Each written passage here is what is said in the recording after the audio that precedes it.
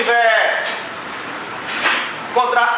recurso adesivo, se não tiver recurso adesivo, remete ao Tribunal de Justiça. Remete ao Tribunal de Justiça, independentemente de juízo de admissibilidade. Pessoal, o juízo ACOR não faz juízo de admissibilidade. Isso é importante, sim, isso é muito importante hoje. Isso mudou. Professor, mas se tiver recurso adesivo? Se tiver recurso adesivo, intimar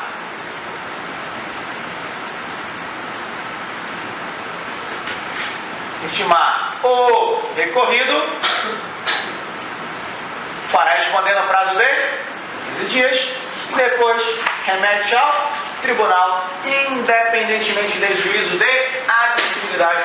Independentemente de juízo de admissibilidade. Até aí. O que mais? Chegou no tribunal, fazer distribuída a um relator.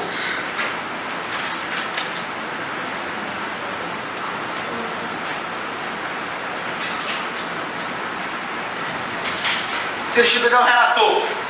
Como assim, professor? Pessoal, o Tribunal de Justiça, ele obedece aí legislação estadual, Tribunal de Justiça, que é estadual. O nosso Tribunal de Justiça do Estado do Amazonas, ele é dividido para fim de processo civil em turmas e câmaras cíveis, porque tem as penais também, as criminais. Mas as turmas ou câmaras cíveis, nós temos turma 1, turma 2, turma 3. Cada turma é composta por 3 desembargadores. Desembargadores. Desembargador 1, desembargador 2, desembargador 3. E aqui é a mesma coisa, e aqui é a mesma coisa. Então, vai ser o quê? Vai ser distribuído esse recurso a um desses desembargadores. Para quem for distribuído, esse desembargador vai ser chamado de relator. Cuidado, porque no CPC ele acabou com a figura do revisor na apelação. Antes eu tinha relator, revisor e vogal. Mas vogal era simplesmente componente. Hoje tem relator, vogal e vogal. Quem é o vogal? O vogal é o cara que vai compor a turma para julgar. E esse pode julgar de ser 3-0 ou 2-1. 3-0 é forma unânime, 2-1 é forma não unânime. Aí tem uma técnica de julgamento ampliado, né? E aí tem uma outra questão que você vê mais à frente. Só que o relator ele recebe esse processo, ao receber a apelação, o que ele faz imediatamente? Ele faz o juízo de admissibilidade. Juízo de admissibilidade. Que ele pode, vou botar aqui diferente. Ele faz o seguinte, ele declara os efeitos que recebe a apelação. Quais são os efeitos que pode ter? Suspensivo e devolutivo. Devolutivo todo recurso tem, mas ele é falar se tem efeito suspensivo, se não tem efeito suspensivo. Declara os efeitos e faz o juízo de admissibilidade. Esse juízo de admissibilidade, ele pode fazer o quê? Ele pode admitir o recurso, ele pode inadmitir o recurso, ou ele pode julgar monocraticamente.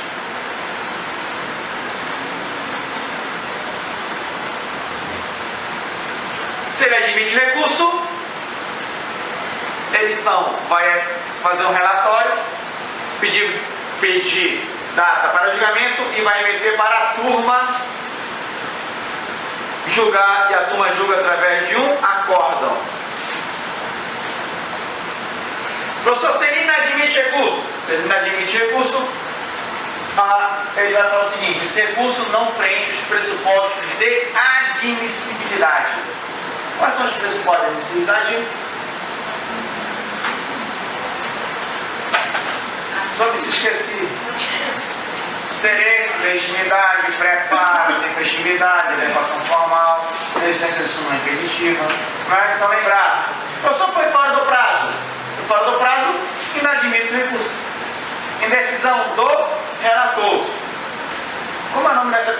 Pergunta: qual é a natureza natureza jurídica desse ato. Quais são os atos do tribunal?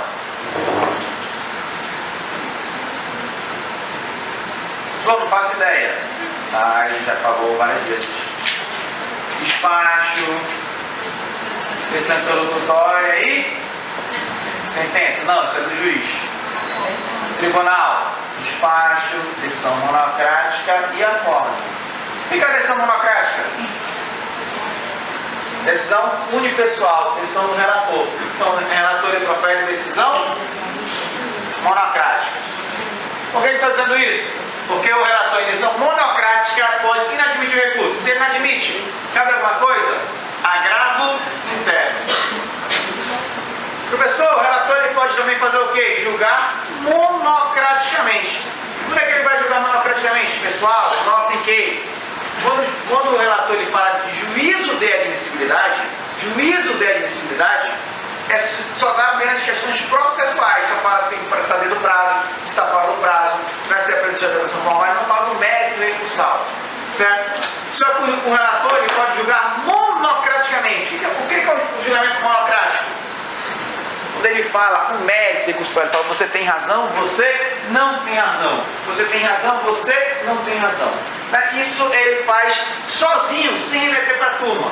Ele fala, o juiz julgou mal, há um erro procedendo, há um erro judicando. Tá certo? Pode fazer isso? Pode fazer isso em decisão monocrática. Tranquilo até aqui? Vamos então começar a leitura para chegar como é que nós chegamos até aí. Vamos abrir, por favor, no artigo 1010 do Código de Processo Civil. Apelação é reposta de reflexão dirigida ao juízo de primeiro grau considerado. Então, olha só, apelação interposta em petição. Então nós temos que ter uma petição é escrita, endereçada a quem? Ao juízo de primeiro grau, ao juízo a qual? A quem prolatou a decisão. Isso é importante? Sim. É importante por quê? Porque o agravo do instrumento, pessoal, ele é endereçado diretamente ao tribunal. Ao juízo a de quem? Nós temos juízo a qual e juízo a de quem? Não é? A apelação é interposta perante o juízo a qual. Não quer dizer que o juízo a qual vai fazer o juízo de admissibilidade, mas ele somente recebe. Não faz juízo de admissibilidade, ele não admite, ele recebe, é diferente. Tá certo? Então, o caput número 10 fala: a apelação será interposta em petição dirigida ao juiz de primeiro grau, ao juízo a qual. Tranquilo? Juízo primeiro. Os nomes e a qualificação das partes, a exposição do fato e do direito, as razões do pedido de reforma ou de decretação de nulidade, o pedido de nova decisão. Olha só, e conterá o nome e a qualificação. A qualificação só precisa se a pessoa não tivesse sido qualificada nos autos. Se for um recurso de um terceiro interessado, né? Então tem que demonstrar. Tem que trazer o quê? Os fatos fundamentais do pedido com as razões. As razões, pessoal, são os motivos da reforma. Os motivos da reforma, os motivos da invalidação, da anulação. Por quê? Por quê? Porque eu não fui intimado de gerar nulidade. Por quê? Porque o juiz julgou mal e não apreciou a prova direito. Não, por quê? Então tem que analisar o porquê dessa decisão. É isso que você traz nas razões. Quem mais tem que ter? Último inciso. Pedido de nova decisão. Pedido de nova decisão. Pedido de nova decisão. Pedido de nova decisão, tá certo? Professor, você não pediu a decisão. Você não pediu uma nova decisão, o que vai acontecer? Vai acontecer aí que seu recurso não vai preencher o pressuposto de admissibilidade. Vamos ter uma inépcia recursal. Né? Você não trouxe o pedido. Muito importante é o pedido. Muito importante é o pedido. Tranquilo até aí? Vamos lá. Parágrafo primeiro.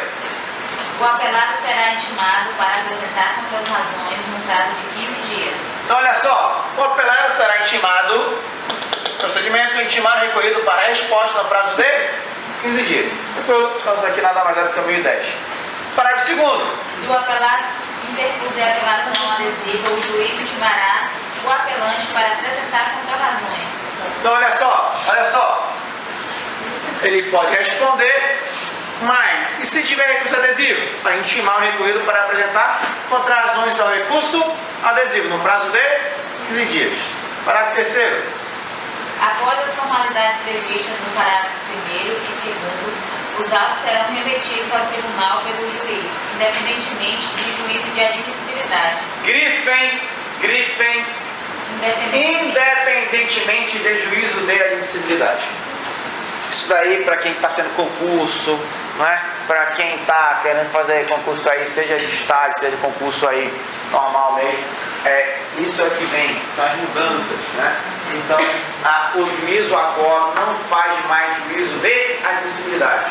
Independentemente de juízo de admissibilidade. Independentemente de juízo de admissibilidade, ele vai remeter ao tribunal. Lembrou até aí? 1011. Caput, só o caput. Recebido o recurso de apelação no tribunal, é distribuído imediatamente o relator. Então, olha só, recebe no tribunal, setor de protocolo, e depois de distribuição. Distribuído a um relator. Distribui um relator, né, e aí vai gerar, inclusive, a prevenção, né, para as demais demandas aí nesse sentido. Relator, né, relator, o que o relator faz? Estanca aí o 1011 e abre lá no 932.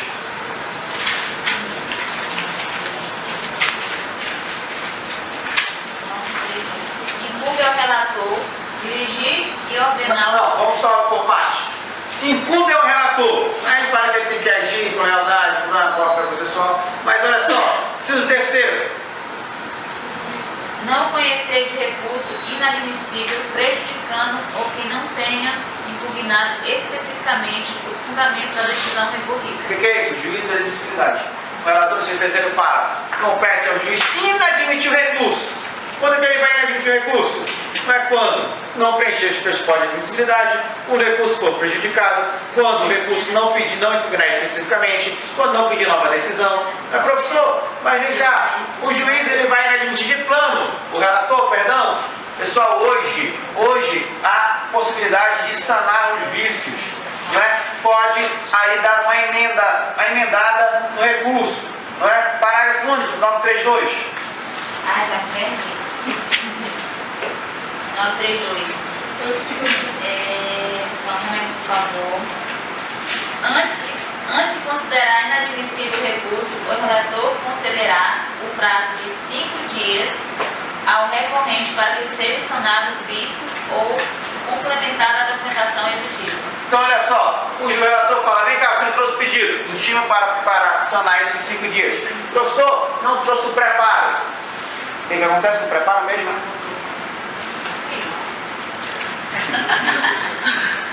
1007, né? 1007 ele fala o quê? Tem que recolher em dobro. Né? Se você não recolheu, recolhe em dobro, né? Juízo de admissibilidade.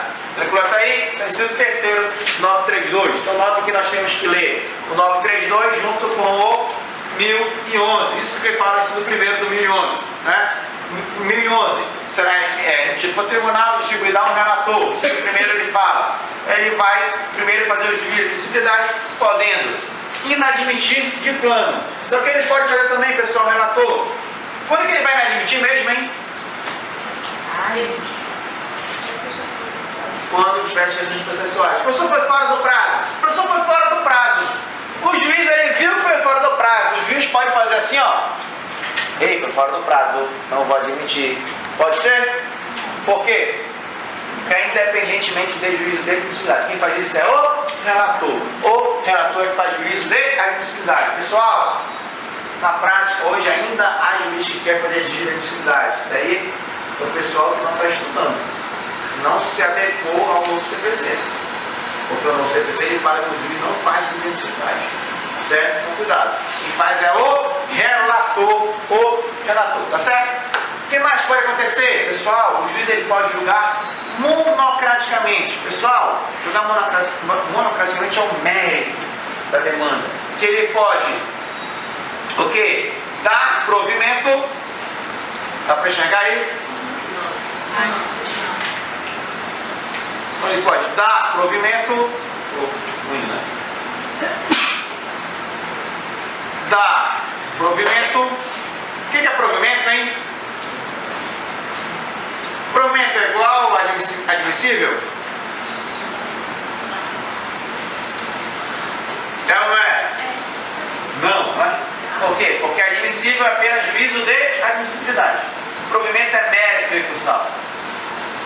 Já vou dar um exemplo. É só fazer o saneamento temporal para a gente identificar depois de dar um exemplo. Vamos lá. 932, inciso 4.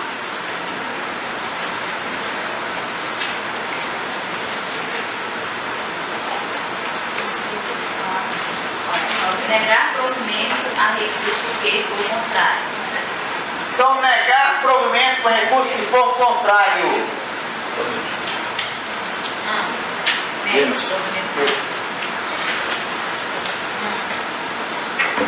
Negar provimento. Negar provimento a recurso que. Grifem o termo recurso que. Grifem o termo recurso que. Por que, pessoal? Porque leia aí o inciso 4, ele fala assim, a gente vai negar provimento quando o recurso afrontar a súmula. O recurso afrontar o julgamento de recursos repetitivos. O recurso não respeitar os precedentes. O recurso que está afrontando. Se o recurso afronta, o que vai acontecer? Negado provimento. Agora, se a decisão afrontar a súmula, a decisão, o juiz ignora uma súmula e julga contrário. A decisão ignora o julgamento de recursos repetitivos e julga o contrário. O que vai acontecer? Inciso 5º. Depois de facultada a apresentação de contra-razões, dá provimento ao recurso e a decisão recorrida for contrária. Então, olha só, grifem. No inciso 5º, decisão recorrida contrário a. No inciso 4 é o recurso que é contrário a. Observar a distinção? Só não estou entendendo. Vamos lá, dá um exemplo para vocês. Por que tem uma conta de luz aí na bolsa? O professor que botou a conta de luz. Você tem tanta coisa na bolsa da mulher, né? Que vai que, né? Tem uma conta de luz aí. Olha só, o colega tem aí. Vamos ver se o colega tem.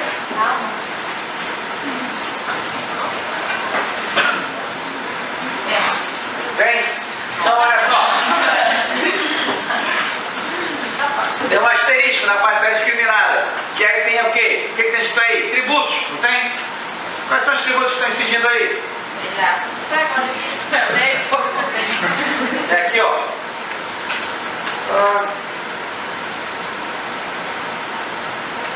Aqui embaixo tem impostos / tributos.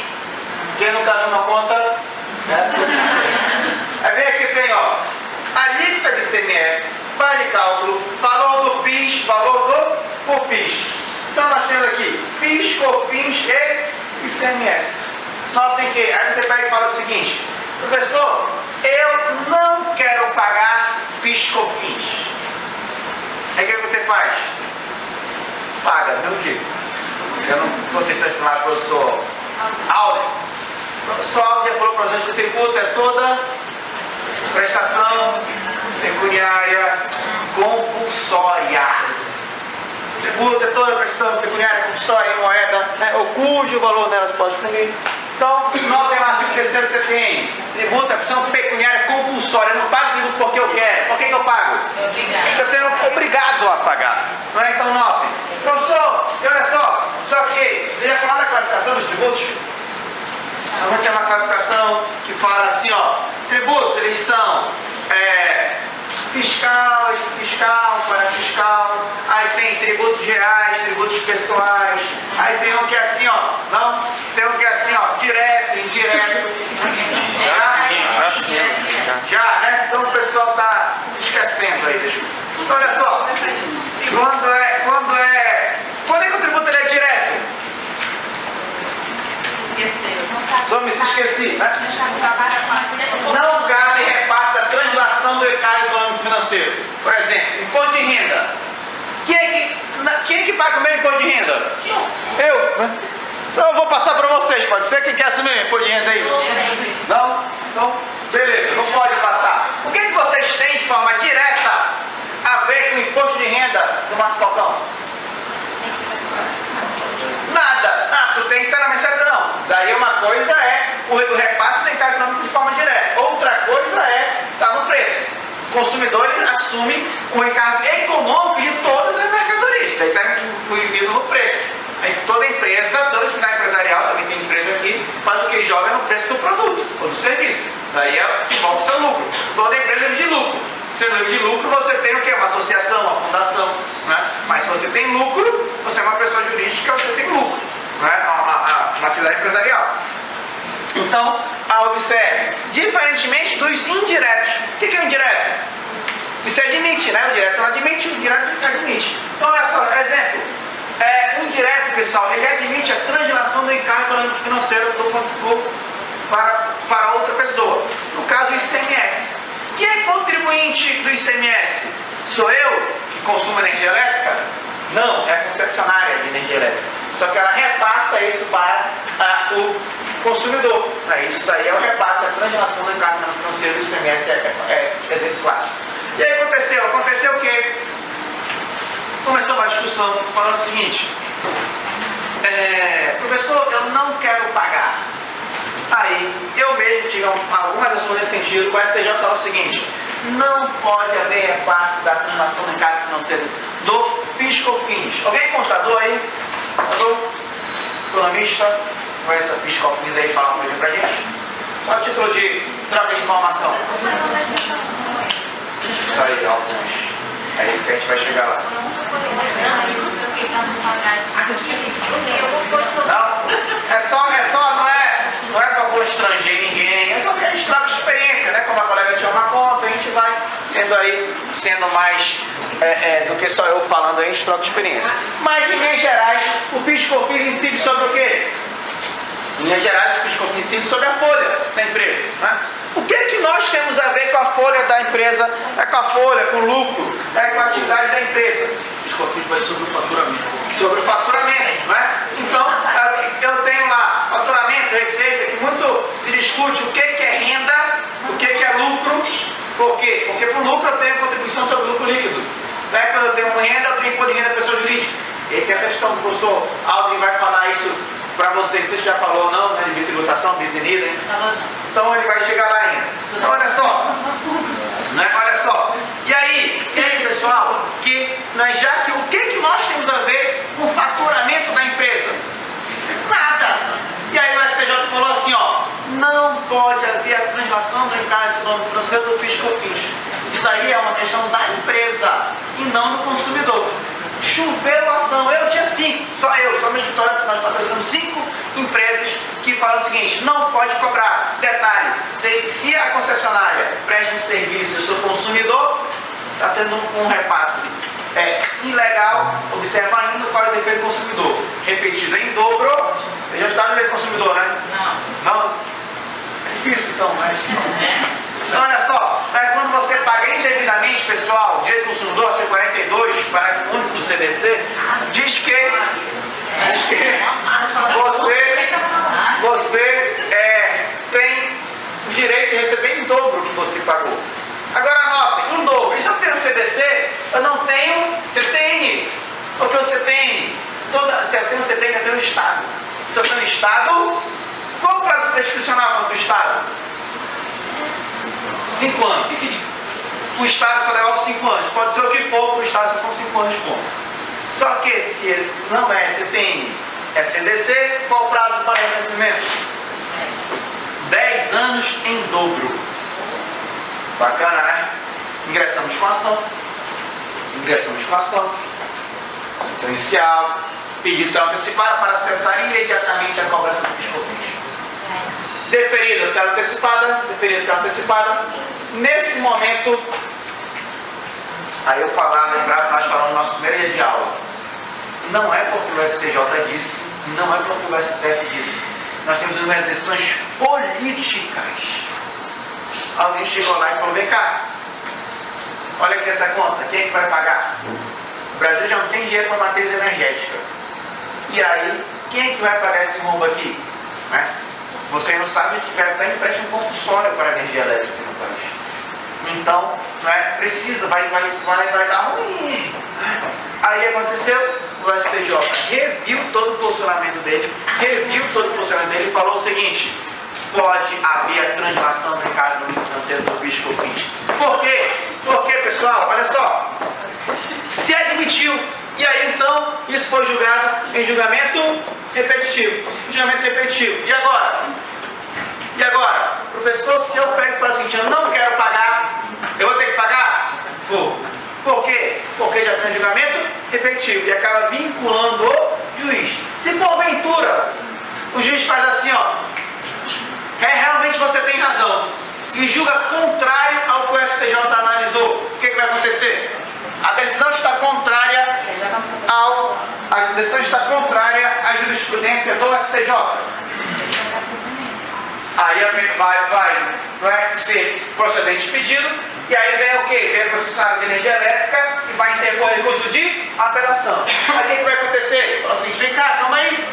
A decisão está afrontando o julgamento repetitivo. A decisão está afrontando a súmula. Então, vai dar provimento monocraticamente. Tranquilo? Observe. Daí a importância hoje, pessoal, de conhecer as súmulas. Daí a importância hoje de conhecer o julgamento de recursos repetitivos. Quando você faz uma pesquisa hoje no site do STF, no site do STJ, você tem lá, na jurisprudência, vai ter um quadro lá, vai ter assim, ó, julgamento repetitivo. A primeira leitura é essa, julgamento repetitivo e súmula. Porque acaba vinculando e admitindo aí o julgamento monocrático. Seja para dar provimento, seja para negar provimento. Quando é que vai negar provimento? Quando o recurso, aí o juiz fala assim, ó, o juiz falou o seguinte, companheiro, você não tem direito, mas você tem que pagar o PIS/COFINS, paciência, é assim que funciona a vida. Aí você fala o seguinte, da sentença cabe apelação. Aí você fala o seguinte, não vou pagar. O que o recurso está fazendo? O recurso está indo em contrário à jurisprudência. E aí, então o recurso vai ser negado, provimento monocraticamente. Tá certo? Então aí nós vamos ver aí o posicionamento e comportamento, né, do relator, que ele pode, além do juiz de admissibilidade, que só se trata de questões processuais, não é? Juiz de admissibilidade, tempestividade, preparo, interesse, legitimidade, adequação formal, mas ele pode julgar monocraticamente. Falar, você tem razão, você não tem razão. Quando? Quando tiver julgamento de recursos repetitivos, quando tiver súmulas. Notem que as alíneas 932, tanto no inciso 4 quanto no inciso 5, é exatamente igual. Só que uma coisa, a distinção, pessoal, é o que nós mandamos você grifar. A decisão afrontar a súmula ou o recurso afrontar a súmula. A decisão ou o recurso, tá certo? Então por isso vocês grifaram para fazer essa distinção aí na parte dos recursos. Tranquilo até aí? Então nós temos aqui o procedimento da apelação. Professor, vem cá, professor, e se o juiz julgar monocraticamente? A decisão monocrática, pessoal, cabe agravo interno. Agravo interno. Vamos lá, leitor do artigo 1021, por favor. Contra a decisão proferida pelo relator, haverá agravo interno para o respectivo órgão colegiado, observadas quanto ao processamento as regras do regimento interno do tribunal. Olha só, pessoal, se tiver decisão monocrática, é do agravo interno. Qual é a finalidade do agravo interno? Pessoal, a finalidade do agravo interno é pegar essa decisão aqui, ó, jogar para a turma, para o órgão colegiado. Essa é a finalidade do agravo interno. Agravo interno. Tranquilo até aí? Professor, o agravo interno, você vai ver no agravo. Você já está só falando de apelação com agravo interno. É só uma das modalidades de agravo. Nós vamos ver a modalidade do agravo. Nós vamos ver o agravo de instrumento.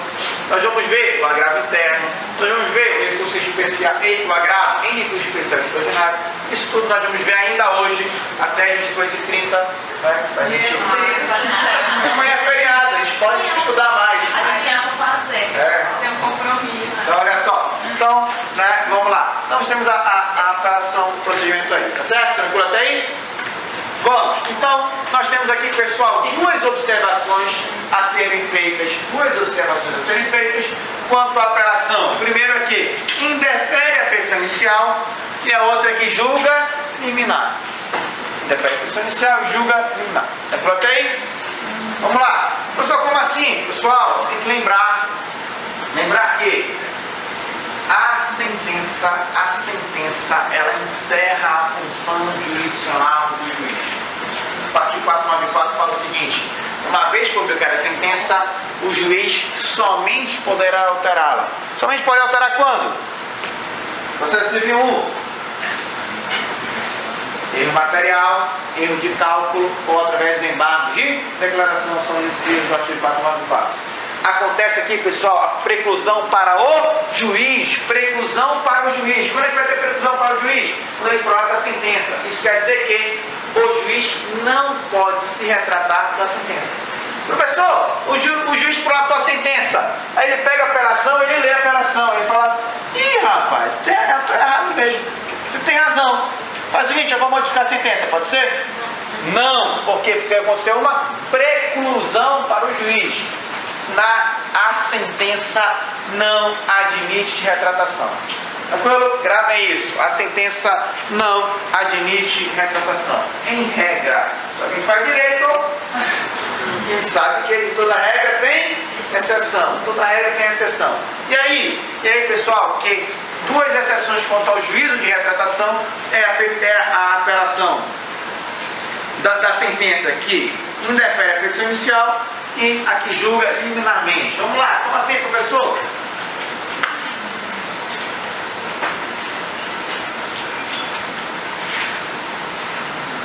Apelação que indefere a petição inicial. Você está com problema, com litígio, com conflito de interesse. Você não quer pagar o PIS/COFINS.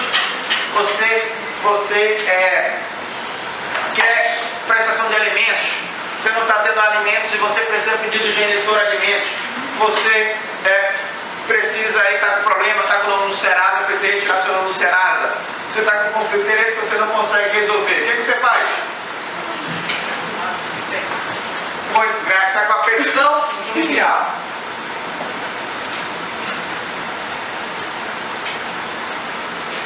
O que tem que ter na petição inicial? O juiz receber essa petição inicial. Primeiro, antes disso, interesse e legitimidade. São as condições da ação. Interesse e legitimidade. Quando é que eu tenho interesse? Quando é útil, necessário e adequado. Quando tem legitimidade? Quando eu tenho aí capacidade para ser parte ou capacidade processual. Vamos supor que passa aqui a colega e aí olha para a cara da nossa colega.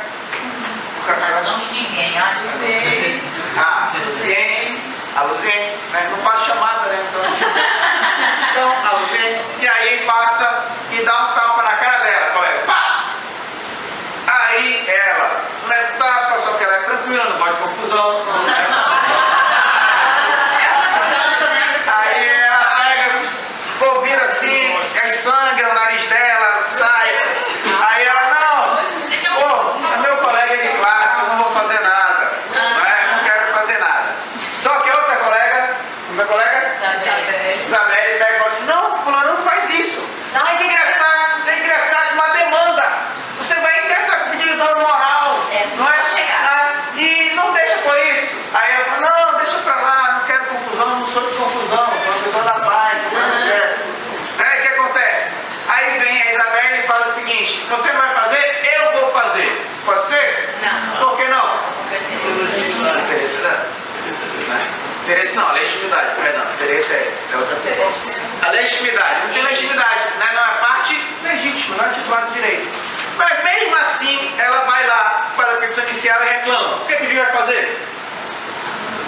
Vai falar: você não tem legitimidade. Ele vai indeferir a petição inicial. Ele vai receber essa petição inicial, vai fazer o quê? Ele vai ver se primeiro se tem um vício sanável ou insanável. A legitimidade, interesse da legitimidade é sanável ou insanável? Insanável.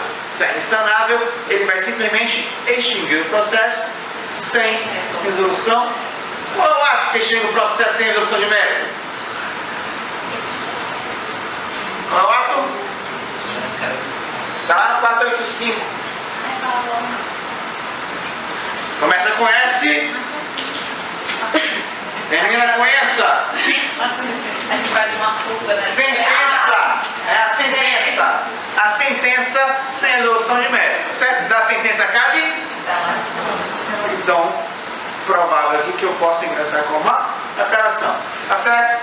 Professor, se tiver um vicionável, não é? Não preencheu o requisito 319, não preencheu o requisito 320, não é? Traz lá endereçamento, qualificação, endereço, não é? Tem que trazer lá os documentos indispensáveis da propositura da ação, a certidão de casamento, na ação de divórcio, não é? O contrato, na ação revisional de contrato, comprovante de nome está no Serasa, não é? Se o nome não estiver no Serasa, para pedir a anulação, a retirada. Então, eu tenho o quê? Professor, e aí? E aí, então, você, o juiz, ele pode, se caso não tenha uma informação, ele vai determinar o que? A emenda da petição inicial, no prazo de 15 dias. Se você emendar essa petição, o que acontece? Citação. Se você não emendar, o que acontece? Extinção do processo sem resolução do mérito. Até aí, qual é esse ato que extingue o processo sem resolução do mérito? Uma sentença. Da sentença cabe apelação. Então, olha só. Beleza, espero que assim seja. Não sei nem o que ele está falando aí da sentença cabe apelação. Espero que assim seja. Uma vez, uma aluna pegou, o professor fez a OAB, né? O professor fez a OAB. Aí eu falei, pô, e aí como é que foi? Aí ela, caiu um recurso. Aí eu, oi, como é que foi? Aí caiu uma sentença. Aí eu, vou então, como é que foi? Aí ela viu a grávida. Aí ela, pô, professor, mas eu não lembrei tanto do senhor. Eu falei, pô, não pareceu. Mas foi só depois, na hora me deu branco. E aí, né? Aquele prazo ridículo, né? Então, olha só. E aí, da sentença cabe na apelação. Qual o prazo da minha apelação? 15 dias. 15 dias para apelar. Só qual o detalhe, pessoal? Professor, o juiz, ele recebeu o processo e lá tinha a certidão de casamento e lá no meio ele não viu a certidão de casamento e ele pegou, como determinou a emenda, você não, está nas prestações, ele não viu e você, então, ele pegou e extinguiu o processo. O que você pode fazer? Apelar, né? Apelar. Por quê? Porque você está lá, todos os documentos estão lá. E aí, professor? Pessoal, notem que, pergunta, onde é que está o réu aqui? Não está, né? Não tem réu. Então nós temos uma relação juiz-autor. Nós temos uma relação linear. O réu, quando que o réu vem para os autos? Quando ele for citado. A citação válida. A citação válida torna litigiosa a coisa, 540. Então tem que ter citação válida, o réu ainda não veio. E aí o que acontece? Pessoal, a sentença era sem resolução de mérito até então. Nesse caso, como o réu nem mesmo compareceu, o juiz ele pode se retratar ou não retratar. Quando é que o juiz vai se retratar? Que ele vai falar, você realmente é o seguinte, nas folhas 15 tem lá a certidão de casamento. Não, realmente você tem legitimidade. Não, você tem interesse. Não, é? Não, realmente está ok. Eu só estou falando de petição inicial. Não é? Estou falando de petição inicial. Então o juiz se retrata. Se ele se retrata, o que acontece? Determinar.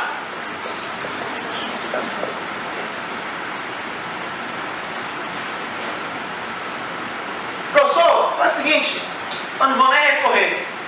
Eu sou obrigado a recorrer?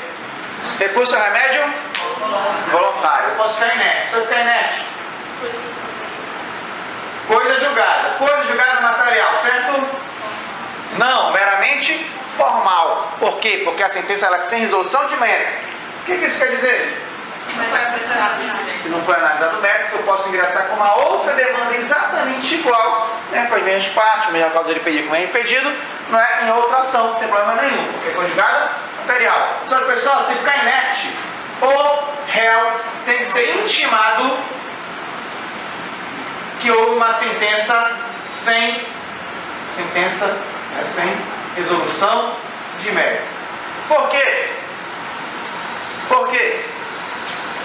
Porque, pessoal, lembrem, a parte pode dar causa até 3 vezes a extinção do processo sem resolução de mérito. Sob pena de, começa com P, termina com repção.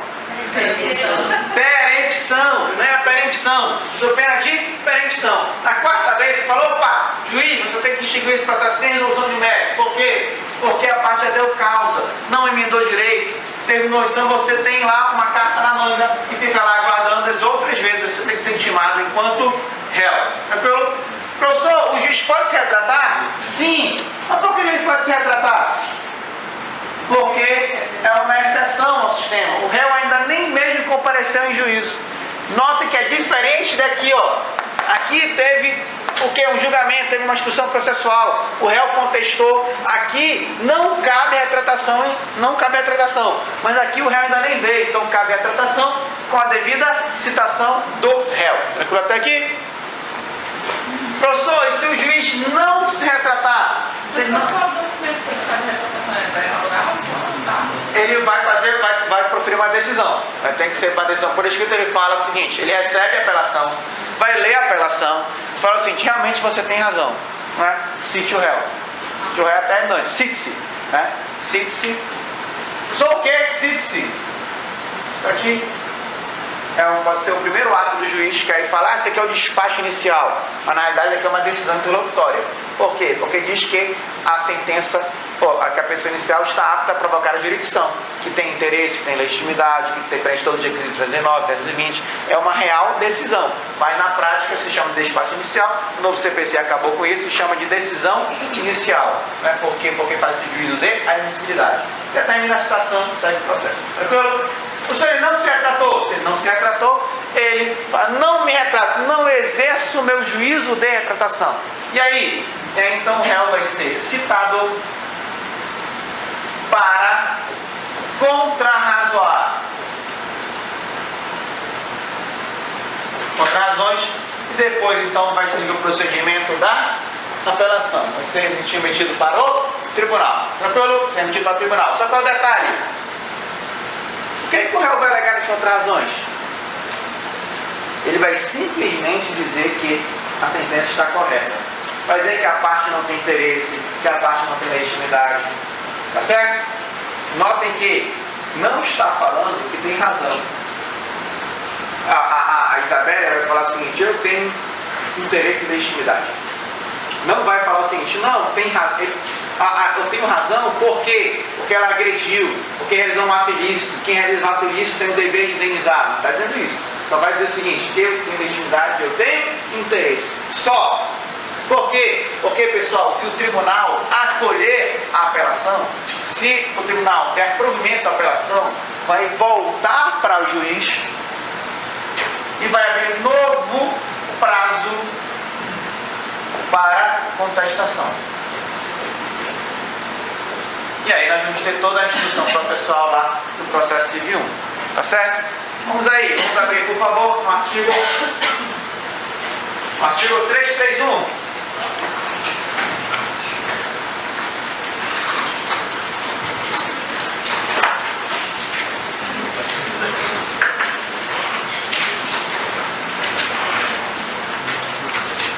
Vocês querem intervalo, vocês querem direto? Intervalo. Eles foram 331, está intervalo. Leitor, por favor. Deferir a petição inicial, o autor poderá apelar, facultando ao juiz no prazo de 5 dias. Retratar-se. Então, olha só, em deferir a petição inicial, o autor poderá apelar. Por quê? Porque lá no 485, pessoal, diz o seguinte: a sentença sem resolução do mérito quando? Quando o juiz defere a petição inicial. Está no 485, expressamente isso. Então é uma sentença. Da sentença cabe apelação. Então, podendo no prazo de 5 dias, o juiz se retratar. Parágrafo primeiro. Se não houver tratação, o juiz mandará citar o réu para responder ao recurso. Se não houver tratação, o réu vai ser citado para responder o recurso. Responder o recurso tão somente. Parágrafo segundo. Sendo a sentença reformada pelo tribunal, o prazo para a contestação começará a correr na intimação do retorno dos autos, observando o disposto no artigo 334. E aí, pessoal, nota, se o tribunal der provimento, o que vai acontecer? Vai voltar para o prazo para contestação. Professor, mas se ficar inerte? Se ficar inerte, parágrafo terceiro. Não interposta a apelação, o réu será intimado no trânsito em julgado da sentença. Não interposta a apelação, o réu será intimado no trânsito em julgado da sentença. Tranquilo? Então, aqui cabe a tratação no prazo de 5 dias. Se não se tratar, cita o réu. Vai ser citado para responder. Note, não é para contestar, é para contrarrazoar. E aí, então, dando provimento, novo prazo para contestação. Se ficar inerte, intima o réu para o réu ficar tendo esse controle para ver se ocorre ou não há perempção. Pronto aí? Eu sou do exemplo que ele não teria visto um documento, então ele teria que se retratar. Mas se ele não viu um documento, ele não tem que se retratar mesmo. Como que ele vai, o juiz vai se obrigar a dizer não vou me retratar se ele quer? E não ver um documento? Acontece bastante. Ou você pediu dano moral, já numa situação. Aí o juiz não analisa.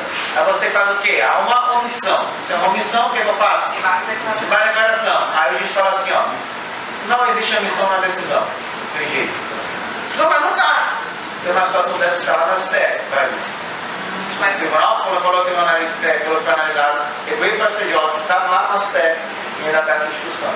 Então, Corre para a distância para poder correr atrás do dinheiro. exatamente. Pessoal, até chegar no intervalo aí, preparado, daqui a pouquinho a gente retorna.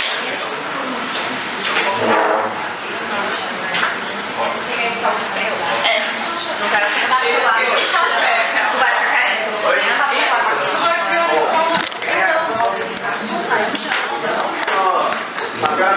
Separação, deve observar que separação que em regra não cabe juízo de retratação, ou seja, o juiz aí não pode simplesmente se arrepender que colocou a sentença, penalizar, reconhecer que estava errado, não é? Então a apelação na apelação não cabe retratação. A sentença, uma vez proferida, gera preclusão, inclusive para o juiz, tá certo? Vamos lá.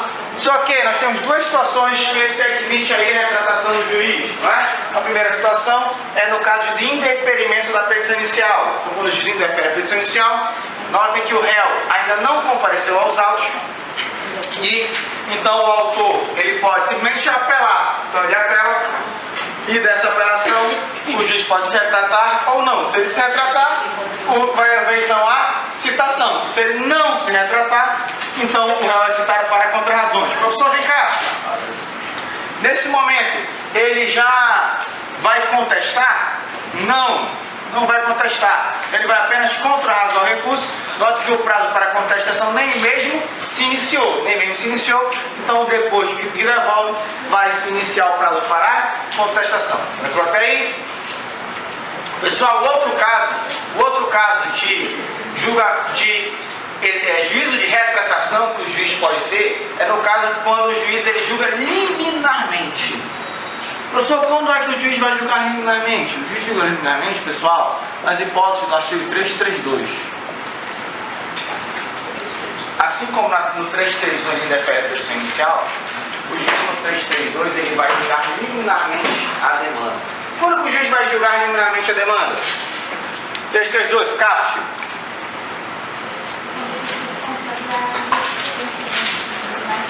Então note, pessoal, quando o pedido contrariar uma súmula, quando o pedido contrariar os julgamentos recursos repetitivos, aqui o relator pode julgar monocraticamente. Só que acontece que o próprio juiz, quando dispensar fase probatória, quando não tiver ter prova probatória, quando a matéria for exclusivamente de direito. Sendo exclusivamente ter direito, pessoal, o juiz pode fazer o quê? Dispensa a citação e profere a sentença de improcedência do pedido. Tá certo? Professor, como assim? Vamos lá. Nosso exemplo do PIS/COFINS, né? A colega pegou e fez o quê? Ingressou com a ação e falou: olha, professor, não quero pagar PIS/COFINS. Então, na petição inicial, ela fala o seguinte: não quero pagar PIS/COFINS. O que a gente pode fazer? O juiz, nessa relação linear, não angular, a relação que não tem juiz, autor e réu, ainda não tem, o juiz fala o seguinte: dispenso a citação e julgo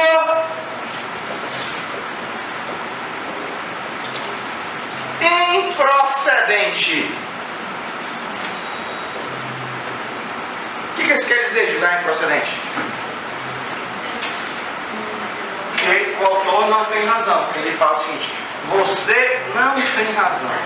Pergunta: qual a diferença? Que ato é esse aqui do juiz? Decisão interlocutória, despacho, sentença.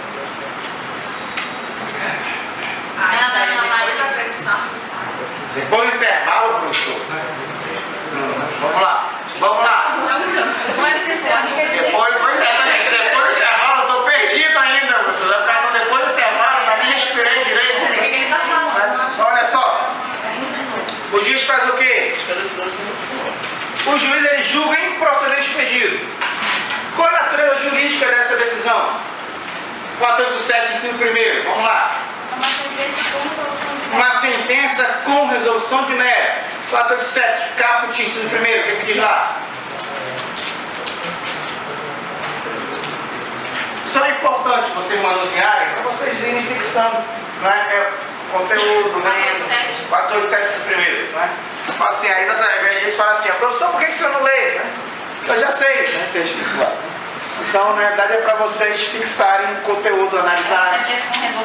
E aí, quando vocês começam, exatamente, quando vocês começam a analisar, estudar, ler o código, o que acontece?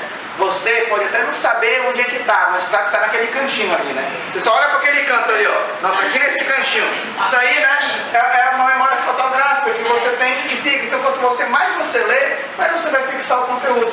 Na realidade, é uma forma de fixação do conteúdo. Não é? Haverá resolução de mérito quando o juiz, aí qual é o Inciso 1º. acolher ou rejeitar o pedido formulado na ação ou na reconvenção. Acolher ou rejeitar o pedido da ação. Quando ele julga improcedente, o que ele está fazendo? Rejeitando o pedido. Logo, isso é uma sentença. Só que detalhe, é uma sentença com ou sem resolução do mérito? Com resolução do mérito. A sentença aqui, ó. A sentença aqui, ó, é sem resolução, é do 485. Aqui é uma sentença do 487. 487. Então, olha só. Da sentença cabe.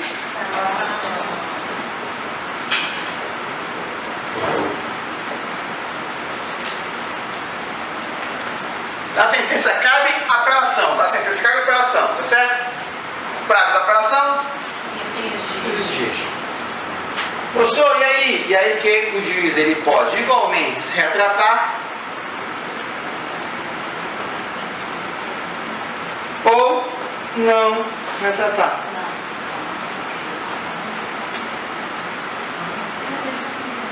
Retratar ou não retratar, tá certo?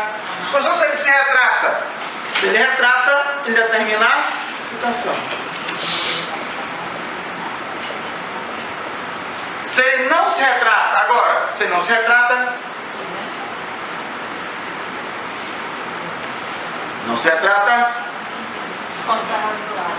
vai ultimar para contra-razões. Só que o detalhe aqui é a diferença, pessoal. Aqui é toda a diferença. Contra-razões. Aqui está toda a diferença. Por quê? Porque aqui, pessoal, nesse caso, o réu ele não vai simplesmente contra-razoar o recurso e falar que a sentença está certa. Ele vai fazer o quê? Ele vai se defender realmente. Ele vai trazer tudo o que ele pode. Ele vai fazer uma espécie de contestação do recurso. Por quê? Por que ele vai fazer uma espécie de contestação do recurso? Porque, pessoal, o tribunal, quando julgar, se o tribunal rejeitar essa decisão aqui, o que ele vai fazer? Ele vai julgar desde logo o mérito. Ele não vai devolver para o juiz. Por que ele não vai devolver? Por que eu tenho a teoria da causa madura mesmo, hein? Quando o processo está pronto para julgamento. Quando não tem dilação probatória. O que nós temos aqui, ó? Matéria exclusivamente de direito. Então, nesse caso, vai se aplicar a teoria da causa madura. Logo, não vai devolver para o juiz o acordo para contestar. O juiz já falou o seguinte, ó: eu entendo que você não tem razão. O meu posicionamento é esse, eu já julguei o mérito, eu não tenho porquê ter uma produção de provas, eu já estou convencido que você não tem razão. Então, por celeridade processual, não volta para o juiz, mas o próprio tribunal já analisa o mérito. Então, notem, aqui é muito diferente, pessoal, porque uma sentença é sem resolução do mérito e outra é com resolução do mérito. Sem resolução do mérito, com resolução do mérito. No caso de sem resolução do mérito, volta para ter todo o trâmite processual no juízo a qual. Só que aqui não, pessoal, aqui a matéria é exclusivamente de direito. Não precisa de dilação probatória. Logo o processo está maduro para o julgamento. O processo está pronto para o julgamento. O tribunal vai julgar desde logo o mérito da demanda. Mas quando ele for para razoar, ele não vai produzir provas aqui? Aqui não. Aqui só cabe julgamento liminar, pessoal. Só cabe julgamento liminar quando a matéria for exclusivamente de direito. Se for matéria de prova, aí não cabe. Por exemplo, falei lá do PIS/COFINS. Do PIS/COFINS, eu tenho que ouvir testemunha para saber se eu tenho que cobrar? Não tem. Eu tenho que ter uma perícia para saber se eu tenho que cobrar? Tem que ter depoimento pessoal. Falei, concessionário, por que vocês estão cobrando? Faz assim? Então, matéria exclusivamente de direito. Professor, eu tenho um imóvel. Ali na cabeça da ponte Felipe Dal. Onde é que é a ponte Felipe Dal? Para quem não sabe, a ponte que vai para Iranduba. Agora é a ponte Felipe Dal. Para quem não sabe, hoje é a ponte Felipe Dal. Professor, tem um imóvel ali na cabeça da ponte. Pergunta: eu pago IPTU ou pago ITR? Depende do quê? O imóvel for de caráter de economia subsidiária. E aí, depende do quê? O tributo é toda a prestação pecuniária, compulsória, em moeda, ou cujo valor não era suposto exprimir, que não constitui sanção por ato ilícito, instituído em lei. O que a lei diz? Você não gosta de direito tributário, não, gosta de direito penal, né? E aí, direito penal, eu não tenho crime sem lei anterior que estabeleça, eu não tenho tributo sem lei, não posso ter a cobrança de tributo por analogia. Então tem que ver o que a lei fala. O que a lei fala? A lei fala o seguinte: primeiro, quando é que eu sei se eu vou pagar IPTU ou ITR? Não sei, professor, eu não estudei. Por exemplo, eu vou falar para vocês. Não é quando estrelas, acho que 32 de setembro. 32 de setembro, vamos lá.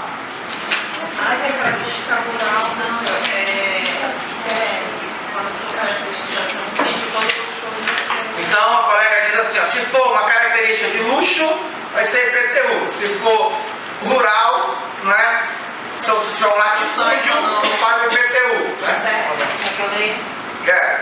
O imposto de competência dos municípios sobre a propriedade predial e territorial urbana tem como fato gerador a propriedade, o domínio útil ou a posse de bem imóvel por natureza ou por acessão física, como definida na lei civil, localizada na zona urbana do município.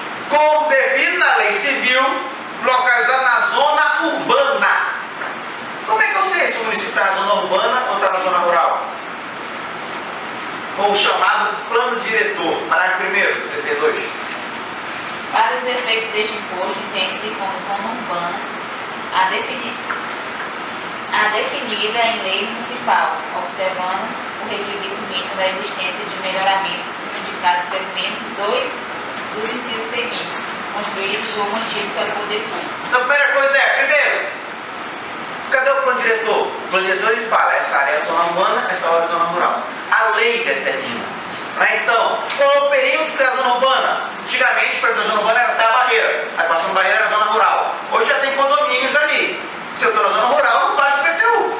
Primeiro que de ver qual é o período da zona urbana. Só basta eu estar na zona urbana? Não. O parágrafo primeiro fala, se deixa que eu tenha no mínimo 2 melhoramentos. Quais são os melhoramentos? Tem que ter calçada, tem que ter saneamento, meio fio, eu tenho que ter escola, de água, perfil sistema de de esgoto. Professor, e aí? Professor, não quero pagar IPTU. Como é que eu provo que não tem escola, que não tem esgoto? Como é que eu provo isso? É matéria de fato ou matéria de direito? Matéria de fato. Nota que é diferente. Tem que ter uma vistoria, tem que ter uma perícia, tem que ter uma avaliação para saber se no imóvel consta. Então, note, se for matéria de fato, tem que ter dilação probatória. Perícia, avaliação, não é? Se é matéria exclusivamente de direito, não precisa de dilação probatória. Aí a teoria da causa madura só para matéria exclusivamente de direito, não para matéria de fato. Tá certo? Vamos lá. Então, artigo 332 do processo civil agora. Vamos lá. Deixa eu bloquear o professor Alves. Descansar lá na Colômbia. Ah, ela tá preocupada com a gente, né? Ela tá na Colômbia, é? Ah. 332. Só o carro. Nas causas que dispensem a fase introdutória, o juiz, independentemente da citação do réu, julgará criminalmente improcedente o pedido que contrariar. Vamos lá, pergunta. Toda e qualquer causa é o cabo de julgamento liminar? Não. Interpretação de texto, simplesmente. Nas causas que dispensem a fase instrutória, ou seja, não tem que ter dilação probatória. O juiz, independentemente da citação do réu, julgará liminarmente improcedente o pedido. O que ele faz? Dispensa a causa probatória. Julga improcedente o pedido. Quando? Quando o pedido contrariar enunciado de súmula do STJ, quando contrariar julgamento de recursos repetitivos, quando contrariar resolução de demandas repetitivas, quando contrariar enunciado de súmula do Tribunal de Justiça sobre direito local. Então notem que o juiz vai de ofício, independentemente da citação, e ainda a prescrição e a decadência. Para primeiro. Professor, hoje, quarta-feira, o cara de sexta, cheguei, o professor estava arrumando as minhas coisas lá e achei um cheque de 10 mil reais. Maravilha. Aí quando eu olhei a data do cheque, estava lá assinado 2010. E aí, o que eu faço o cheque de 2010? Eu, professor, cheguei lá, peguei o cheque, fui todo serelepe lá pro banco, fiquei lá 15 minutinhos na fila, lei da fila a gente só fica 15 minutos, e aí então, chegou na minha vez, entreguei pro cheque, né, na véspera de feriado ainda, e aí o caixa olhou e pergunta, o caixa vai me pagar esse cheque? Não. Sim ou não? Não, por que não? Porque você tem 30 dias para apresentar o cheque. 30 dias. Professor, e o que eu faço então com esse cheque? O cheque, além do cheque, fala que você tem 30 dias para apresentar e depois tem 6 meses para ingressar com o processo de execução. Quando era o cheque? 2010. Quando é que nós estamos hoje? 2007. E agora? E agora então o que aconteceu? Prescreveu. Prescreveu. E aí, professor? Aí que o juiz pega e fala assim, epa, esse cheque é de 2010, o que ele pode fazer? Dispensa a citação e falou o seguinte, opa, já ocorreu a prescrição. Já aconteceu a prescrição. Professor, precisa de testemunha para dizer que já ocorreu a prescrição? Precisa de perícia para dizer que já aconteceu a prescrição? Não, é matéria exclusivamente de direito. Logo, não precisa de dilação probatória. Então, o juiz ele pode dispensar, inclusive, julgar liminarmente improcedente. Pergunta. O juiz ele pode receber e julgar liminarmente procedente do pedido? Está errado mesmo, a súmula diz isso. Pode julgar liminarmente procedente do pedido? Às vezes ele julga parcialmente. Aí julga parcialmente o mérito. Vamos até falar de julgamento parcial de mérito ali daqui a pouco. Mas só se cumprir a situação de de emergência. Então ele pode julgar liminarmente o pedido? Pergunta, sim ou não? Vocês acham? Então o colega diz que sim, só nas causas ele diz que sim. Então concorda, colega? Discorda? Quem não acha nada? Somos sem hora 10, tudo para ir embora. Vai ficar aqui até 10 e 20. Então olha só, pessoal, cuidado. Não tem o que fazer não hoje, né? Mas vamos lá. Mas eu estou fazendo. Né? Bora. Não, pelo amor de Deus. Bora. Vai lá pro pagode, minha colega. Vamos pro pagode. Mas olha só. Olha só. Pessoal. Não. Não pode. Por que não pode? Porque senão vão afrontar, pessoal, direito fundamental, a ampla defesa e contraditório. Aqui não gera prejuízo, por quê? Porque não gera nenhuma consequência para o réu. Mas a partir do momento que você julga procedente, você está cerceando o réu de uma defesa.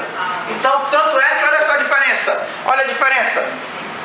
Quando o juiz ele nega provimento, ele pode julgar de plano. Quando ele vai dar provimento, monocraticamente, o que ele faz? Ouvida a parte contrária. É quando ele nega provimento.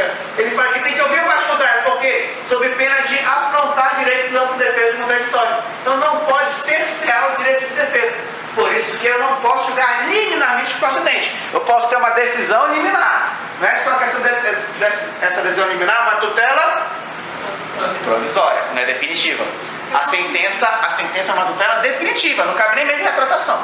Então, notem que o juiz ele pode julgar liminarmente improcedente o pedido nos casos quando não demandar uma dilação probatória. Tranquilo? E aí a matéria foi exclusivamente de direito. E tiver de súmula naquele sentido, geralmente é ser petido, dispensa a citação. E, bem como prescrição da decadência, a dispensa a citação julga improcedente o pedido. Isso é uma sentença. Da sentença cabe apelação. Interposta a apelação no prazo de? O juiz ele pode se retratar ou não se retratar. Se ele retrata, chama o réu para se defender. Citação para comparecer à audiência de conciliação ou mediação. Depois do início do prazo para contestação. Professor, não se retratou. Citação para as contrarrazões. Por quê? Só que aqui, pessoal, não é simplesmente só recurso, mas o próprio mérito da demanda. Porque o juiz já falou qual é o caso dele. Aqui vai se aplicar a teoria da causa madura. Lembrar que o 1015, 2013, lá no 2013, no parágrafo 3º e 4º, parágrafo 4º, 3º, vai falar o seguinte. Se o processo estiver em condições de se o processo estiver em condições de imediato julgamento, né? Se tiver em condições de imediato julgamento, o que é isso? Teoria da causa madura, que não precisa de fase probatória. Mesmo caso, pessoal, note que é o mesmo caso. Então o réu ele não vai simplesmente contrar os órgãos, ele vai trazer toda a matéria de defesa que ele puder. Toda a matéria sob pena de preclusão. O que ele iria alegar em contestação, ele já traz todos os argumentos nas contrarrazões. Tá certo? Vamos aí no 332, então. Parágrafo 2º. Ele pode julgar liminar, mas não limite para o outro termo. Aqui. Ele pode julgar liminarmente improcedente pedido. Ele não pode julgar liminarmente procedente. Que aí vai afrontar direito fundamental de ampla defesa contraditória. Tutela provisória, tutela com próprio não fala provisória. Na sentença a cognição é exauriente. É definitiva. Ele pode julgar improcedente, não procedente. Tranquilo até aí? 332, parágrafo 2º.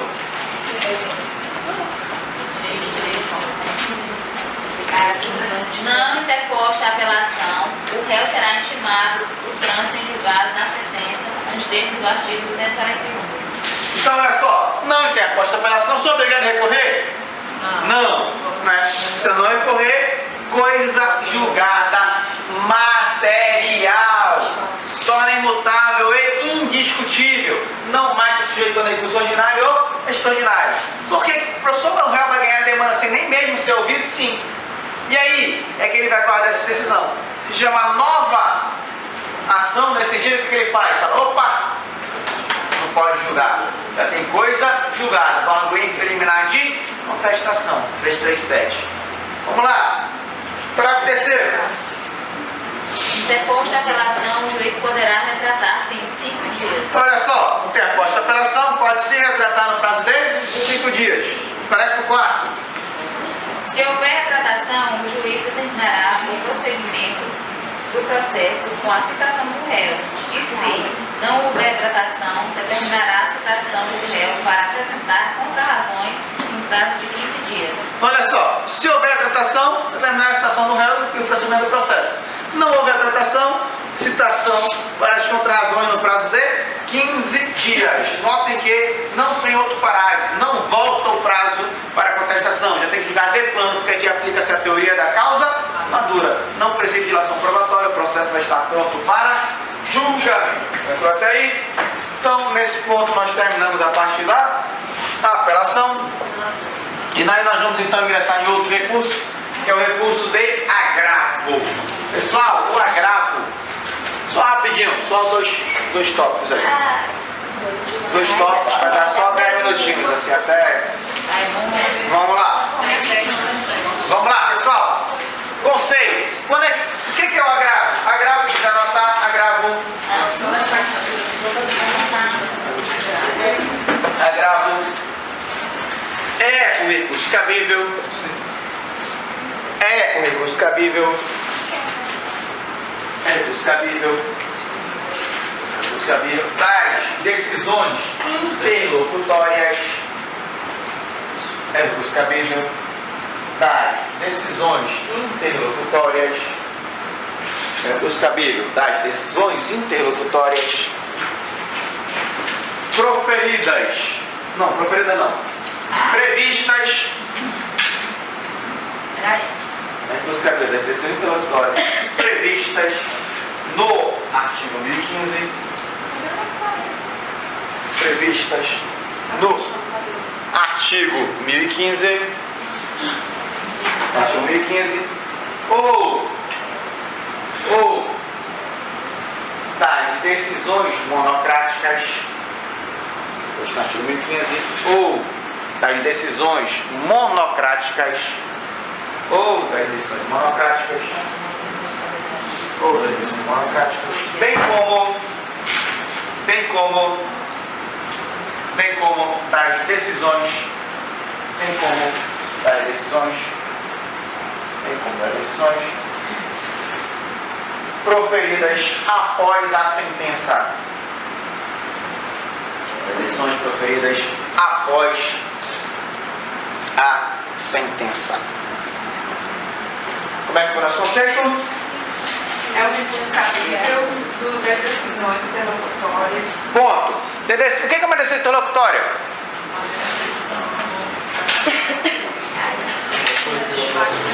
É a decisão que não põe fim ao processo. É a decisão que o juiz decide questão incidental do processo. Então observe, pessoal, olha só.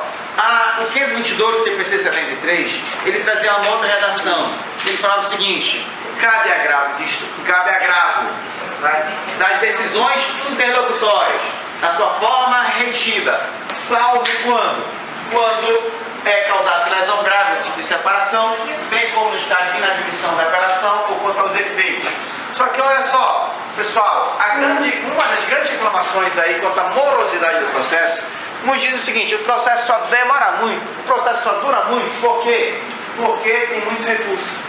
E aí vira e mexe, querem acabar com os recursos. Pessoal, não adianta acabar com recursos. Por quê? Porque a partir do momento que acaba o recurso e ele causa um prejuízo, um dano, você tem um sucedâneo recursal. Qual é o sucedâneo recursal? MS, mandado de segurança. Né? Que não é recurso, mas faz as vias que fosse. E aí então, o legislador ele pegou e falou o seguinte: vamos lá. Nós temos aqui atos do juiz. Quais são os atos?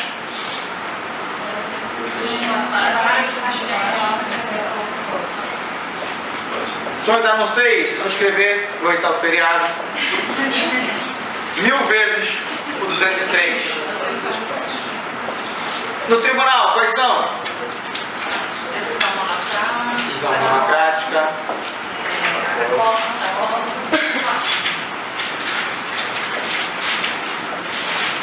Então como é que ficou? Da sentença cabe? E aí nós estamos agora no segundo momento falando do agravo. Nosso conceito foi: cabe agravo nas decisões interlocutórias. Quando é que tem uma decisão interlocutória? quando os direitos de questão incidental do processo. Se eu ainda tenho alguma dúvida, eu vou ler artigo 203, seus parágrafos, traz lá o conceito. Professor, vem cá, só que toda e qualquer decisão interlocutória? Não. Por quê? Porque algumas decisões interlocutórias, pessoal, não se opera a preclusão. Nós vimos isso no 9 para primeiro. Dizendo que quando não operar a preclusão, não cabe recurso. Porque eu não sei se eu sucumbi. É um pedido de produção de provas, como nós falamos na aula passada. Não sei se sucumbi ainda. Então não necessariamente cabe agravo.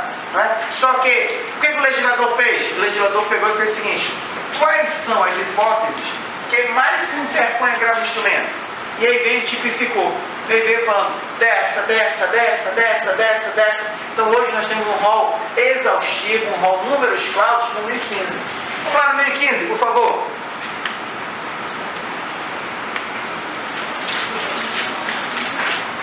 Eu quero ver aqui. Oi? Eu? Capos, começando com capos. Cabe agravo de instrumento contra. Então olha só, cabe agravo de instrumento. Nosso conceito ficou: cabe agravo das decisões interlocutórias. Que versarem sobre. Então cabe das decisões interlocutórias no rol 2015. Né? Professor, se não está no rol 2015, não cabe agravo.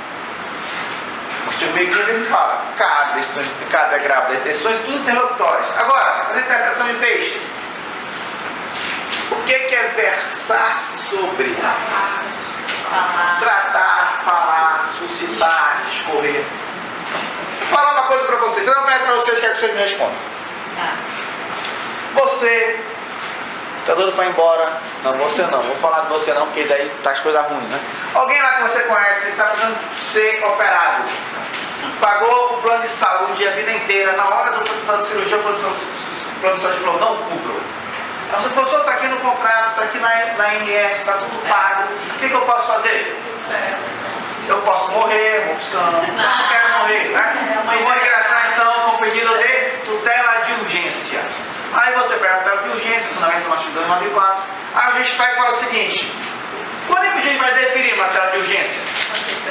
Quando tem perigo em mora aí, fumus bonius, né? Probabilidade do direito e o perigo da demora. E o perigo da reaprazo de separação. Aí o juiz fala assim: ó, eu não estou convencido. Aí ele fala assim: ó, acautelo-me quanto ao pedido da decisão da tutela de urgência. Quando ele se acautela, ele está deferindo ou está indeferindo? Está protelando uma decisão. Está protelando, ele está nem dizendo nem que sim, nem que não. Essa era o pior cenário possível no 173. Por quê? Porque se professor não é indeferir, não. Se indefere, o que eu faço? Agravo de instrumento. Se ele indefere, agravo de instrumento. Se ele defere, a outra parte, agravo de instrumento. Agora, se ele se acautela, o que acontece? Eu morro. Porque se ele se acautela, ele está dizendo nem que sim, nem que não. Aí, professor, eu vou agravar o instrumento. Aí o tribunal falava assim, ó. Fala de decisão. Quando ele se acautela, o 522 ele fala da decisão. Quando ele se acautela, não cabe na decisão. Ele não está decidindo nem que sim, nem que não. Não cabe recurso. Professor, mas era prejuízo aí? Unidade de segurança. Aí tinha outro trabalho para fazer. E aí, hoje, o conceito, a interpretação é muito mais ampla. Por quê? Porque daí foi, inclusive, discutido na última jornada, lá no âmbito da STJ, falando o seguinte: cabe agravo de instrumento para decisão interlocutória que versar sobre. O versar sobre, quando o juiz se acautela, está versando sobre. Quando ele se acautela, ele está tratando. Não é? É mesmo que ele esteja definindo ou indefinindo, mas ele está tratando sobre aquele tema. Então, nesse momento, já cabe agravo de instrumento. Isso não está na lei, mas está no entendimento doutrinário. Não é? No entendimento doutrinário e chancelado pelo STJ. Porque, para quem não sabe, a jornada de direito processual civil é coordenada.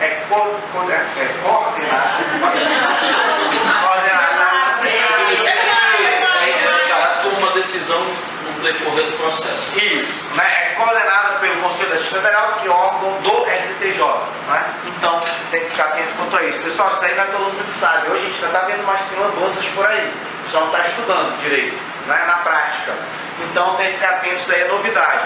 Que versem sobre. Isso é importante tratar. Então, olha, nós paramos no conceito e falamos o seguinte: cabe da decisão interlocutória, elencada no 1015. Aí a colega está com preguiça já de ler, no 1015, né? Aí ela falou o seguinte, a gente vai ver daqui a pouco. Então, olha só, nós temos lá 3 incisos, um revogado e mais parágrafo único. E os 3 incisos são situações rotineiras que são agravadas no processo de conhecimento. No parágrafo único, são as decisões proferidas após a sentença. Liquidação de sentença, cumprimento de sentença, processo de execução. São o nosso conceito, simplesmente. Só que, pessoal, nosso conceito não para por aí. Cabe também da decisão monocrática. Só que aí já não agrava o instrumento. Na decisão monocrática, a decisão monocrática cabe o quê? Olha aqui a decisão monocrática. Agravo interno, ou outra modalidade de agravo. Bem como da decisão, lá no artigo 1042, quando, por decisão monocrática, o presidente do tribunal ou o vice-presidente, ele inadmite recurso em decisão unipessoal do presidente. Também cabe uma outra modalidade de agravo, que é o que nós vamos ver nas modalidades de agravo. Nós iremos falar do agravo de instrumento, nós iremos falar do agravo interno, nós iremos falar do agravo de recurso especial extraordinário. Vamos começar com o agravo de instrumento, no 1015 até o 1020, 1021, agravo interno, 1022, na declaração, 1042, agravo em recurso especial extraordinário. Pois é, né? Como que a gente vai fazer? Ainda tem feriado. Pois é. Então a gente vai ter que fazer viradão.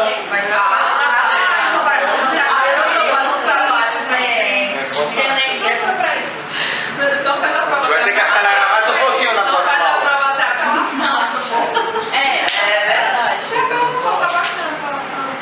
A gente vai ter que ver, a gente vai indo aí, até a gente...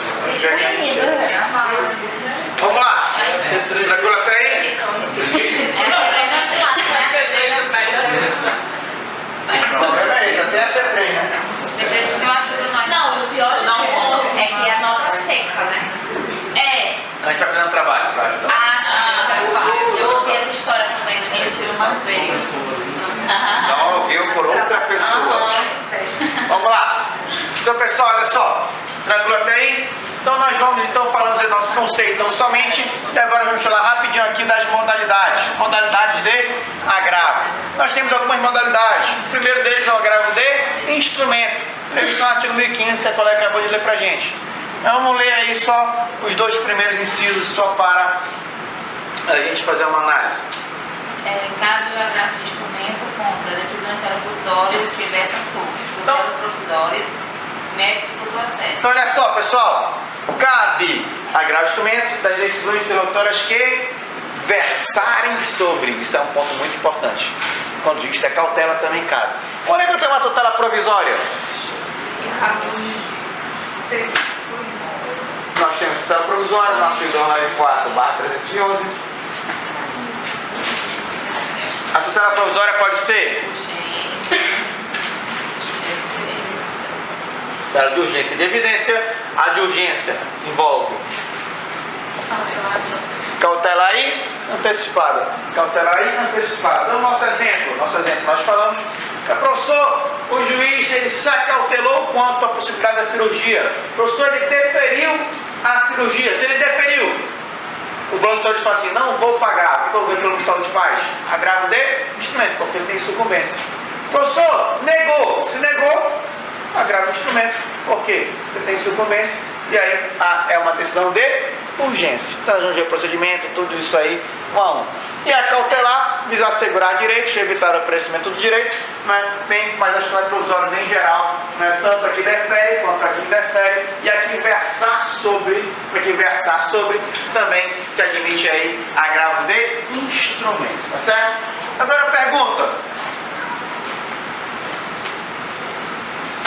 o que é mérito do processo? Quando ele vai analisar o direito em si, concorda? Quem complementa, discorda? Chegou o mérito Quando passou a fase. Então, passou a fase de conhecimento. Então, calma aí, mérito do processo ter a sentença, então? Não. Ou é decisão interlocutória? Não, aí ele vai Depende apontar. do que tem. Provavelmente. Então, olha só, pessoal, cuidado. Aqui o mérito do processo, quando fala o mérito do processo, ocorre quando tem uma decisão complexa. Complexa tipo aula simples, que a gente não entende nada. Não, isso é outro tipo de complexidade. A complexa. Pessoal, olha só, vocês estão estudando direito administrativo, né? Sim. Quem lá que é o professor de vocês? Professor Luiz. Então o professor Luiz está trabalhando lá com vocês o ato administrativo. Sim. Aí tem ato discricionário, né? Tem ato vinculado, não é? Aí tem ato complexo. Você vai ato complexo? Sim. Quando é que tem um ato complexo? E se esqueci? Aqui só lembro do discricionário vinculado. Quando é que eu tenho ato discricionário e ato vinculado? Vinculado, a lei ali, vinculado totalmente. Porque a lei ali ela vincula. Ele não pode fugir da lei, ele tem uma liberdade. Mas o discricionário ele tem uma certa liberdade. Isso. Eu me lembro quando eu estava na graduação, eu estudei lá no, sei lá, segundo período, né, administrativo, direito administrativo 1. Aí uma das maiores dificuldades do mundo para mim era fazer a distinção do que era ato vinculado e ato discricionário. Eu falava, meu Deus, não é possível. Eu chamava os caras dos períodos mais avançados, porra, explica isso. Pô, é tão simples na realidade. É simples, né? Agora é, né? Agora é. Só que o que é o ato vinculado? O ato vinculado é que não tem nenhuma margem de discricionariedade. Não posso fazer diferente. É assim, o fiscal, quando ele vai cobrar o tributo de vocês, ele fala assim, ó, não, pô, ela oferiu renda, mas porra, ela é gente boa, minha amiga, não vou cobrar não, pode ser? Não. Por que não? Porque ele é obrigado a, porque o artigo 3º do CTN, lá o professor Aldrin falou para vocês, que o tributo ele é cobrado mediante atividade administrativa plenamente vinculada. Não cabe nenhum tipo de discricionariedade no fiscal. Então, notem, o vinculado não tem nenhuma margem de discricionariedade. O fiscal ele tem que cobrar. Enquanto que o discricionário, não é, ele tem uma certa margem de liberdade. Mas não tem nada a ver com a aula de hoje. Isso daí. Só para a gente fixar. Porque o ato complexo, depois falar de ato complexo. Pessoal, toda vez que a gente fala de ato complexo, o processo é um ato complexo. Por que ele é complexo? Porque eu não entendo nada? Não. Porque ele é mais de um. Toda vez que fala de ato complexo, é que ele é mais de um. Sempre. Então, pessoal, quando eu falo do mérito do processo, o que eu tenho? Eu tenho aqui, ó, uma decisão complexa. O que é uma decisão complexa? Decide mais de uma coisa. Como assim, professor? Eu tenho, por exemplo, um pedido de dano material e dano moral. Procura até aí? Aí você tá lá quarta-feira, faceiro pro feriado, só que ele veio pra aula, aí você tava marcando de ir lá pro pagode, dirigindo, aí já assistiu o jogo, né? Aí eu já tinha tomado uma antes e vindo aqui dirigindo, e aí quando eu olhei, pá! Aí, puta, bati por trás. Bateu por trás. Tá errado. Né? Porque, na pior das hipóteses, você não guardou a distância regular e segura. Depende, né? Se o cara deu a ré. É o único caso de que não deu a ré, né? Aí, então, enfim. Professor, pô, eu saí do carro, já tinha bebido, carteira vencida, o celular. Aí eu falei o seguinte, não, primeiro faz o seguinte, anota aí, eu vou pagar os concertos. Aí anota o número, né, bate foto da placa, da carteira de habilitação, do documento do carro, e aí cada um vai para sua casa. Aí você fica esperando o contato que nunca chega. Aí você está lá na sua casa, deitado, quarta-feira, véspera de feriado. Aí chega uma cartinha do Poder Judiciário. Poder Judiciário. Tribunal de Justiça do Estado do Amazonas, vem, a presidente de vossa senhoria, licitar para comparecer a uma audiência, porque você bateu o carro e evadiu-se do local. Que quando vem assim, não vai dizer que você quis pagar. Você evadiu, você fugiu, não pagou. E por isso você está sendo demandado em juízo para pagar 10 mil reais de dano material, que foi o conserto do carro, e 10 mil reais de dano moral. E aí você vem e fala assim, professor, vou lhe falar a bebido, ou estava no celular, estou com a carteira vencida, eu pago esse dano material. Só que eu não teve dano moral nenhum. Dano moral não teve dano moral nenhum, se não teve dano moral, a pessoa que tem carro está sujeita a ser batida e a bater. Isso daí é um mero aborrecimento da vida. A vida é assim. Felizmente as coisas acontecem, coisas que a gente não espera. Então não necessariamente vai ter um dano moral. Aí você fala, você vem na contestação e você fala o seguinte: reconheço o dano material. Aí eles falam assim, ó, reconheço o dano material, mas está a ser comprovado, não tem o valor. Aí você reconhece o dano moral e faz a impugnação do dano moral. Se eu reconheço, eu preciso de dilação probatória nesse sentido? Não. O juiz vai julgar o quê? Parcialmente o mérito. O dano material vai fazer o quê? Coisa julgada. E vai discutir somente o dano moral. Isso acontece, pessoal, quando a matéria é exclusivamente de direito, o juiz pode fazer o quê? Julgar antecipadamente a lide, por exemplo. Não é? E aí que? Professor, e dessa decisão? E aí, professor, eu não impugnei, gerou revelia. Só que aí ele arbitrou em 10 mil de dano material e ainda está tramitando quanto ao dano moral. Vai ouvir testemunha, ele falou que eu xinguei ele, que ele caiu no chão, eu chutei a cara, ele está com espinho em cima. Professor, mas isso é matéria de fato ou matéria de direito? De fato, tem que provar. Como é que eu provo? Testemunha, depoimento pessoal, câmeras, né? E aí, não tem mais, né? E aí, o que acontece? Então, nota, pessoal. Professor, mas o juiz falou o seguinte: pague o dano material a ser visto em liquidação de sentença, porque precisa de uma perícia técnica. A gente não falou de liquidação de sentença, né? Precisa de liquidação de sentença, artigo 509. Você então já reconhece o direito. Mas você falou, não, mas e o dano moral? O dano moral prossegue. O que você pode fazer? Desse dano material aqui, ó, que falou em liquidação de sentença, você pode fazer o quê? Agravar, agravo de instrumento. Professor, eu não posso esperar e recorrer tudo de uma vez só na sentença? Não, porque gera preclusão. Tem que se manifestar no primeiro momento sob pena de preclusão. Essa situação, pessoal, tinha uma grande divergência se a pessoa tinha que esperar a decisão final para recorrer de apelação. Se nesse momento poderia interpor um agravo ou não. Então o novo CPC ele vem o seguinte: a decisão parcial de mérito, tem que ser impugnada via agravo de instrumento. E aí, e quando segue o processo, lá ao final vai ter uma outra decisão. Essa sim é a decisão final. A decisão ela pode ser parcial de mérito. Quando o juiz decide apenas um ponto, né? Um ponto e não decide os demais. E aí precisa de uma instituição processual para julgar os demais. Nesse caso, então, tem uma decisão, o mérito do processo, que impugnava via agravo de instrumento. Tranquilo até aí? Professor, mas eles concordam em pagar o dano material, mas não concordam com o valor e ele entra com agravo. Isso, aí ele entra com agravo. Porque ele pode até concordar com o dano material, mas coloca o valor absurdo. Exatamente, aí ele pode. É agravo de instrumento. Enquanto que não houve decisão do dano moral, você vai poder recorrer ao final do processo na sentença. Coloca aí. Vai chegar por aí hoje e depois a gente continua com demais situações. Tá bom?